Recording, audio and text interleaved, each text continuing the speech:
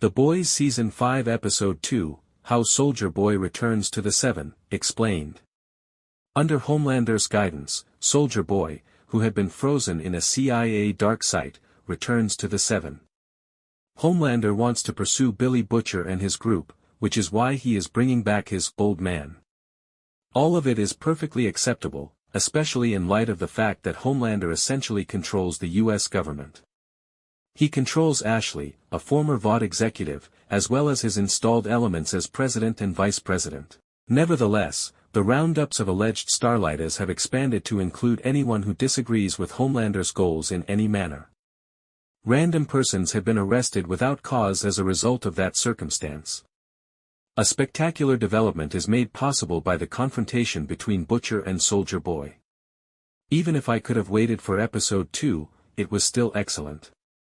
When the situation demands it, I do think multi-episode premieres are beneficial. The platform wants to keep the plot flowing more smoothly until a more appropriate cliffhanger appears because episode 1 occasionally ends on a note that doesn't seem worthy of the comeback festivities. Despite having all the qualities of a great premiere, 15 inches of sheer dynamite was not allowed to stand alone. Thus, the effect of A-Train's death and full redemption arc following the spectacular jailbreak scene was somewhat diminished. While Teenage Kicks, the second episode, was still excellent, it seemed worse than the first. While The Boys has occasionally been able to make this appear captivating, Teenage Kicks didn't quite reach the same level. There seemed to be a bit too much standing around and talking. Things were occurring, but they were happening in such short bursts that the episode occasionally felt a little haphazard and unfocused. Fortunately, a number of pivotal moments greatly salvaged the program.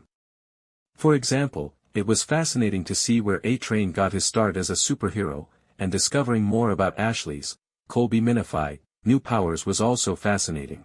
I was a little taken aback by Soldier Boy's, Jensen Ackles, seeming death, but it was also very obvious that he would survive. Though it didn't really work, his sitting up in the body bag seemed to be an attempt to close episode 2 on a dramatic note akin to A-Train's genuine death in episode 1. However, since Soldier Boy's absence from The Boys has been noticeable for some time, his return is always a benefit.